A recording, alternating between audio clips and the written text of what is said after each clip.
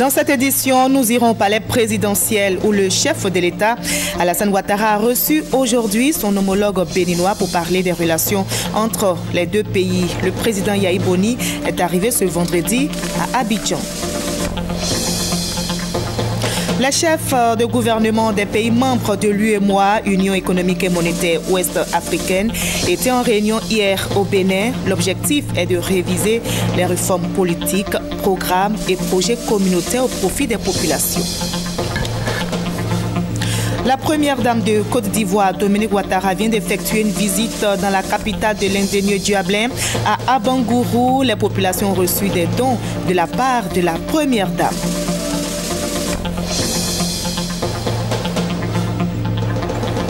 Le Tchad a commencé à envoyer des renforts au Cameroun pour l'aider dans sa lutte contre Boko Haram.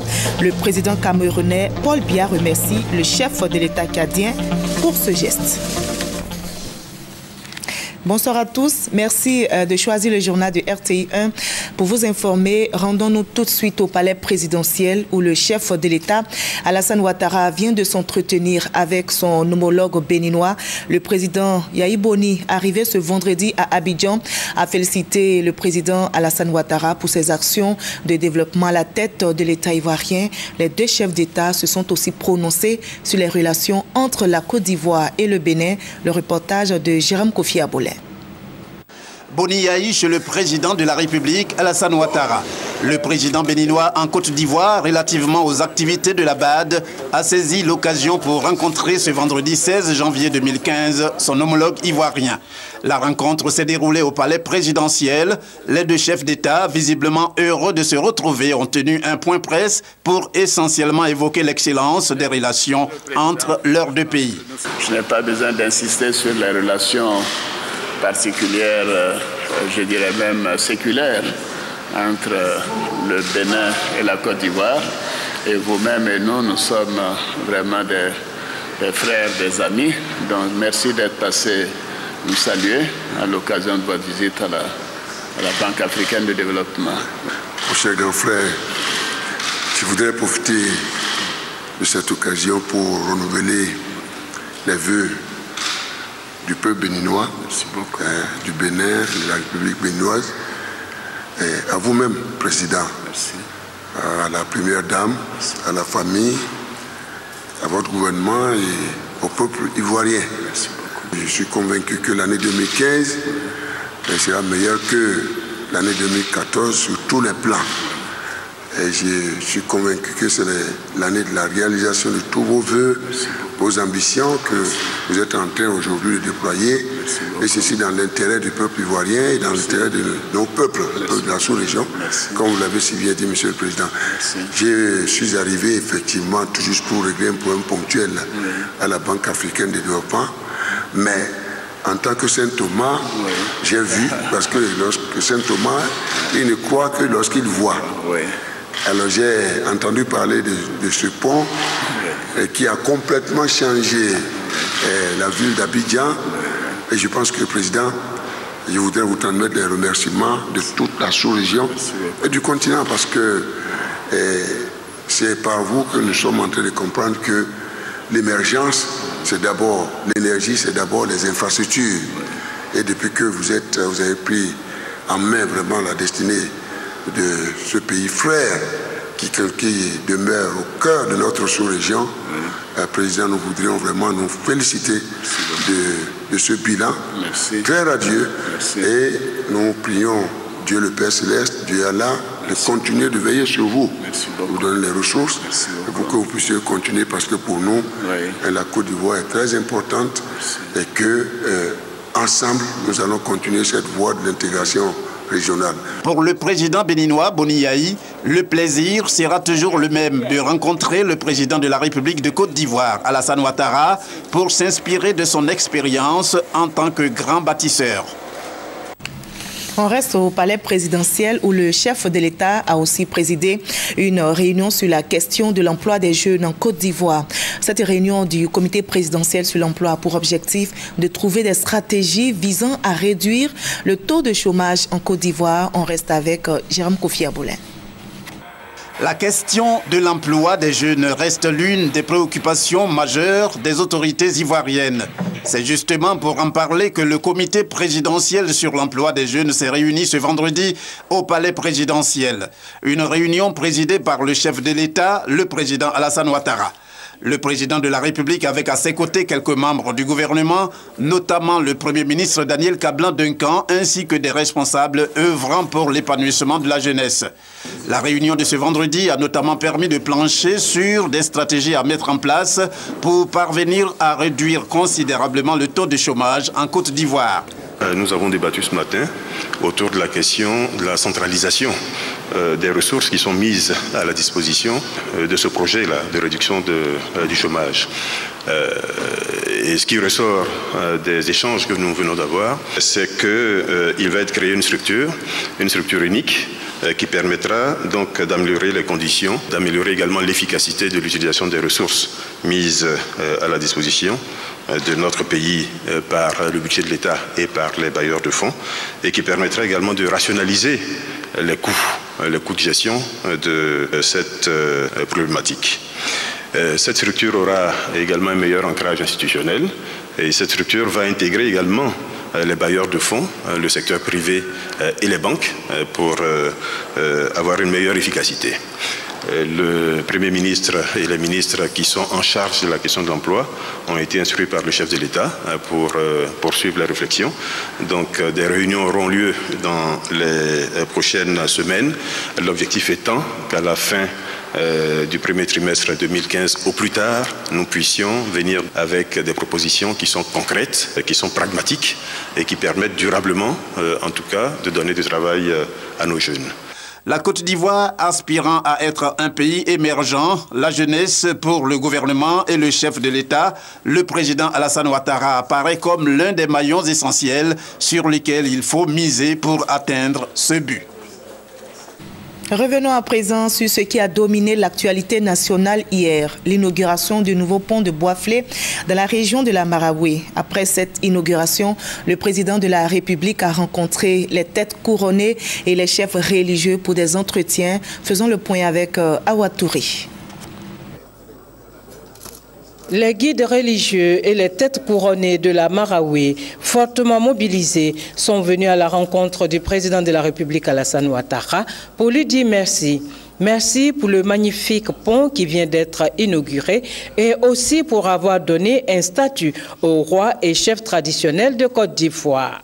Le porte-parole des chefs religieux et chefs traditionnels de la Maraoué a dit la joie des populations de recevoir le chef de l'État pour la deuxième fois à Boisflé.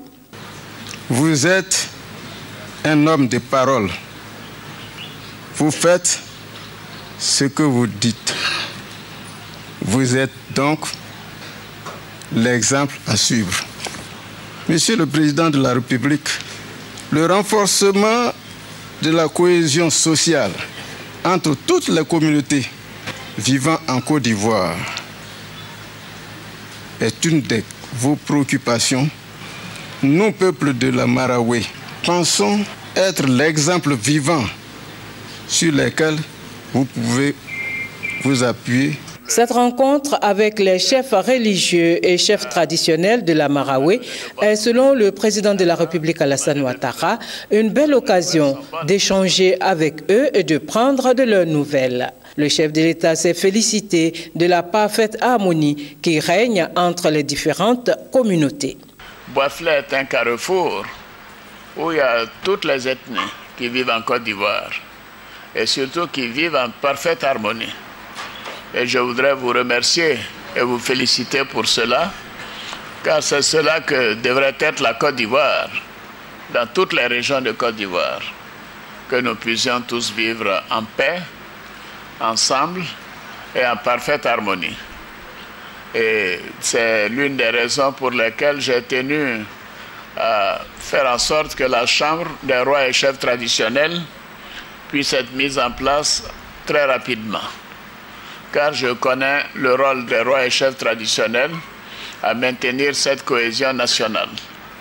Et maintenant, c'est chose faite. La loi a été votée, le budget a été mis en place Et le ministre de l'Intérieur donc va procéder très rapidement à la mise en place effective de la Chambre des rois et des chefs traditionnels dès le premier trimestre de cette année.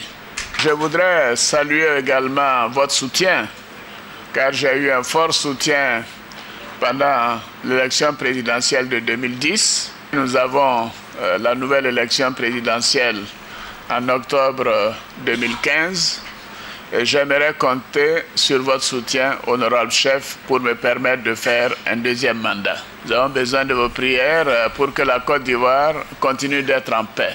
Le président de la République, Alassane Ouattara, a par ailleurs réaffirmé sa volonté de faire de la Côte d'Ivoire une nation moderne et développée, avant d'appeler les Ivoiriens à tout mettre en œuvre pour une paix définitive en Côte d'Ivoire. Et des réactions ont été recueillies par notre reporter à la fin de la rencontre. Nous les écoutons. Je ne suis pas étonné de voir le président nous livrer cet ouvrage qui va nous permettre désormais d'être en parfaite communion avec tous les autres de l'arrière-pays de la Marawi. Donc je suis plus que satisfait. Nous sommes déplacés pour venir voir encore pour ce que le président de la République fait. C'est la deuxième fois dans quelques mois pour l'ouverture du premier pont, qui est le troisième pont d'Abidjan. Et encore, quelques jours encore, nous sommes venus ici à Bois-Flé pour l'ouverture du nouveau pont qui a été fait à Bois-Flé de la Marawi. Nous sommes fiers de lui en faisant ce travail-là. Nous avons eu le pont de 2 voies, nous sommes tellement émus. Femmes comme garçons, enfants, nous sommes très contents du président, en plus du ministre Dibi. On lui remercie beaucoup. C'est une grande joie, d'abord pour les ressortissants de l'Ouest, parce que l'ancien pont nous causait beaucoup de dégâts matériels, mortels même. Aujourd'hui, le président nous a offert ce joyau, c'est une fierté pour nous. Les mots me manquent pour dire combien de fois nous sommes heureux, combien de fois la population de Bois-Flé est heureuse pour ce pont qu'on attendait depuis de longues années. On félicitait beaucoup le monsieur, le président de la République, monsieur Alassane Ouattara, parce que ton travail, vraiment, leur amour, il nous cueille beaucoup. On souhaite toujours, et c'est là, pour 20 ans même, pour la bénie Côte d'Ivoire. C'est la première fois qu'un chef d'État vient de poser première pierre et il vient d'inaugurer, deuxième année, il vient d'inaugurer. Ce pont, il y a des gens qui quittent la Guinée, qui passent là. Ils quittent à Mali, qui passent là. Ma, Djokoui, tout qui passe là. Et que vraiment, on est très content. On est très content et on ne sait pas comment remercier le président Ouattara. Et que ce que le président Bédié a dit, notre leader qui est Dibi, Charles Dibi, on a compris. Celui qui gagne, on ne change pas. Nous tous, Marawi, comme Ayaou, Youré, Bureau, Halogène, tout, on est une. C'est quand on va voter, c'est là que vous verrez. Après les chefs traditionnels et religieux, le président Alassane Ouattara a reçu les cadres de la région de la Marawi, le compte-rendu des entretiens avec Abiba Dambélé Saoui. Le ministre d'État, ministre des Affaires étrangères, Charles Kofi Dibi, a été le premier à prendre la parole au nom des cadres de la Marawi pour féliciter le président Alassane Ouattara qui a permis la réalisation de cet ouvrage d'art. Le président du conseil régional s'est associé à ces remerciements et a assuré le président du soutien du peuple de la Marawi. 1000 fois merci pour la réalisation de ce rêve, qui est la construction du pont de Bois-Flé. En effet, au stade de projet depuis plus de 30 ans, le pont de Bois-Flé vient de connaître sa concrétisation qui va impulser une nouvelle dynamique de développement à notre région. Cela grâce à votre engagement et à votre détermination. En reconnaissance, Monsieur le Président de la République, de ces actes forts la région de la Marawe a marqué son soutien à l'appel de Daoukro en organisant ici même à Boaflé, au stade de Boaflé, un meeting géant, très géant, Excellence, Monsieur le Président de la République, sous l'impulsion du ministre d'État, Charles Kofi Dibi, et sous le parrainage bien-aimé de notre frère, le ministre d'État, Ahmed Bakayoko. Le 1er novembre 2014, avec plus de 30 000 participants. Le chef de l'État a exprimé sa gratitude aux cadres de la région de la Marawe pour leur soutien à l'appel de Daoukro. Je pense qu'avec votre soutien, et avec tous les soutiens qui se sont annoncés, je considère que pour l'élection présidentielle à venir, les choses devraient bien se passer. Nous sommes mobilisés, comme vous, et nous ferons en sorte que ces élections se passent dans les meilleures conditions et que la Côte d'Ivoire continue dans sa lancée sur le progrès, car nous avons encore plus d'ambition pour les années à venir que pour les 3 années écoulées. L'émergence n'est pas un vain mot, c'est vraiment une ambition. Avant de prendre congé de ses hôtes, le président Alassane Ouattara leur a promis une 3e visite. Pour la 3e visite d'État, c'est acquis puisque vous allez m'élire en 2015. Donc, je reviendrai pour la visite d'État et je compte sur vous pour me permettre d'effectuer cette visite d'État avec les prochaines élections. Je vous remercie. Bonne et heureuse année. Et tous les cadres de la région de la Marawe sont reconnaissants au chef de l'État pour ce nouveau pont. Il s'exprime ici au micro de notre reporter. Ce sont des sentiments de joie et de fierté qu'en tant qu'élu de la région, je ressens. Puisqu'il est rare en effet que dans un laps de temps, un chef d'État visite à 2 fois une région et pour poser un acte très fort de développement, à savoir donc la construction d'un pont. On a tous entendu les désagréments que l'ancien pont causait aux populations, non seulement de la région, mais de toute la Côte d'Ivoire. Aujourd'hui, c'est un soulagement et c'est également une légitime fierté que nous éprouvons. Nous sommes vraiment ravis de la visite du chef de l'État et nous lui disons merci infiniment et que vraiment qu'il soit béni par le Tout-Puissant. Un grand homme, un grand visionnaire. Et je pense qu'en témoigne l'œuvre qui a été réalisée par rapport au pont de Boaflé qui satisfait toute la région et nous en sommes très fiers. Aujourd'hui, nous disons un grand merci au président de la République et il a promis, il a fait. Vraiment merci Monsieur le Président et que Dieu puisse même vous rembourser ce que vous nous avez donné en ce début d'année. Je suis vraiment très ravie de la visite du Président et surtout de tout ce qu'il a promis pour notre région. Et j'ai confiance, c'est un homme de confiance, un homme de parole et j'ai foi que tout ce qu'il a promis là sera réalisé. Et la Marawe, quand c'est beau, c'est chez nous et c'est la Marawe. Voilà, toutes les populations donc, de la Marawe sont unanimes. Le nouveau pont de Boaflé inauguré hier par le chef de l'État est un pont stratégique pour la route de l'Ouest qui était jusque-là desservie par un vieux pont ne permettant pas une circulation dans les 2 sens. Arrivée hier soir à Abangourou, la première dame de Côte d'Ivoire, Dominique Ouattara, a été reçue ce matin même à la cour royale de l'Indénié avec par les rois Nana Boa Kwasi III, roi de l'Indénié, et Agnini Bilé, roi du Duablin. La première dame a reçu tous les honneurs dus à son rang. Elle a été faite reine-mère du nom de Tano Ama, première reine-mère donc de l'Indénié. La première dame a ensuite eu une rencontre au stade d'Abangourou avec l'ensemble des populations, rencontre au cours de laquelle elle a rencontré donc 1500 femmes de l'Indénié et ces 1500 femmes ont reçu le chèque du Fonds d'appui aux femmes de Côte d'Ivoire, montant total 150 millions de francs CFA.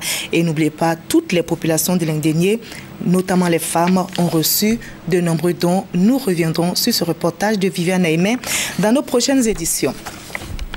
Et sur place ici à Abidjan, dans la commune de Yopougon, le Premier ministre a procédé au lancement officiel de l'opération Abidjan Ville Propre. Cette opération spéciale de salubrité dotée d'une enveloppe de plus de 2 milliards de francs CFA grâce au président de la République va durer 1 mois, 1 semaine et va permettre ainsi de débarrasser la capitale économique ivoirienne de toutes les ordures.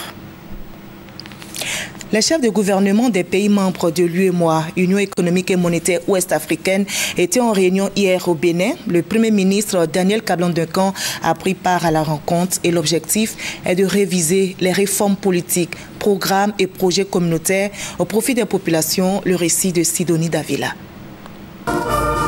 Moment d'échange et de partage sur la marche du processus d'intégration des communautés des États de l'UEMOA, Union monétaire ouest-africaine. Cette toute première rencontre des premiers ministres et chefs de gouvernement de cette union marque un nouveau départ dans le renforcement de l'intégration régionale. Pendant 2 heures, les participants ont examiné les recommandations de la commission de l'UEMOA. Ils ont par ailleurs proposé des solutions idoines en vue d'une application effective et intégrale des réformes et des tests communautaires. Une réunion sectorielle qui a été faite par le président de la commission de l'UEMOA avec chacun des 8 pays concernés. Donc on met ensemble les leçons tirées au niveau de ces réunions nationales pour avoir une approche UEMOA au niveau donc l'ensemble des pays et voir les pays où ça marche le mieux, les pays où ça marche le moins et comment peut-on partager l'expérience. Il se trouve que la Côte d'Ivoire ça marche. Puisqu'on avait un état, les derniers, à cause de la crise, 31% de taux de transposition, on est passé à plus de 70% en 3 ans. Et on se trouve parmi les pays les plus performants dans ce domaine. Mais nous, ça ne nous satisfait pas. Il faut aller encore plus loin. Le président nous a demandé de travailler davantage. Parce que nous estimons que l'intégration bénéficie beaucoup à la Côte d'Ivoire. Et c'est un gros marché pour nous. Et il faut faire en sorte que ce marché-là soit suffisamment intégré. Depuis la création de cette union, de grandes avancées ont été constatées. Des politiques et des réformes également ont été adoptées, relève son président. Mais il reconnaît tout de même que les différentes communautés peinent à se les approprier. Pour lui, il s'agit désormais de donner une impulsion nouvelle en impliquant davantage les chefs de gouvernement. L'intégration doit cesser d'être une nébuleuse, une rhétorique. Aussi a-t-il décidé d'impliquer directement les premiers ministres dans leur rôle de supervision de l'action gouvernementale, dans le processus d'approfondissement de l'intégration régionale dans notre sous-région. Je voudrais attendre de votre implication la mise en œuvre effective des dispositions communautaires dans nos États. Les premiers ministres ont pris l'engagement ferme de contribuer à la performance des États membres, ce qui permettra aux différents États de tirer pleinement profit de leur appartenance à cette institution régionale. La BAD, la Banque africaine de développement, de retour en Côte d'Ivoire, se porte mieux. Le président du groupe vient justement de s'adresser à la presse. Donald Kaberuka a fait le point des activités de la BAD et les performances de la banque ont évolué malgré les 11 années de crise, nous explique Noël Nyagno. Sofitel Hôtel d'Abidjan Cocody, les ambassadeurs des pays régionaux et non régionaux accrédités en Côte d'Ivoire déjeunent avec le président du groupe de la BAD, Donald Kaberuka, la haute direction de l'institution, le gouverneur pour la Côte d'Ivoire, le pays hôte. Une tradition qui revêt un caractère singulier pour le président, 11 ans de présidence hors du pays hôte. Situation de crise oblige. Au menu, le bilan de l'institution, les perspectives économiques de l'Afrique, avec comme dessert le fait que l'année 2015 est caractérisée par des élections dans bon nombre de pays régionaux. Pour le bilan, l'institution se porte mieux malgré les années de crise. Au moment où la banque quittait la ville d'Abidjan, le volume total des opérations était de 3,6 milliards de dollars américains. Aujourd'hui, après 11 ans, ce volume avoisine les 8 milliards de dollars américains. Un accroissement à la mesure des attentes d'une Afrique émergente. En plus des performances de la banque, l'Afrique se porte mieux globalement et attend poursuivre sur cette lancée en dépit de l'environnement économique mondial mitigé. Les perspectives seraient encore meilleures si des progrès plus rapides étaient réalisés dans 3 domaines. L'intégration de l'Afrique, le marché unique africain, la question des barrières non tarifaires et notre mode de financement des infrastructures. Sur la question des élections, Donald Kaberuka souhaite qu'elles se déroulent dans un climat apaisé. L'application de la convention collective dans les entreprises de presse en Côte d'Ivoire sera effective à compter du 30 janvier prochain. L'information a été donnée par la ministre de la Communication, Afoussiata Bamba Lamine. On en sait plus avec notre reporter Michel Digré.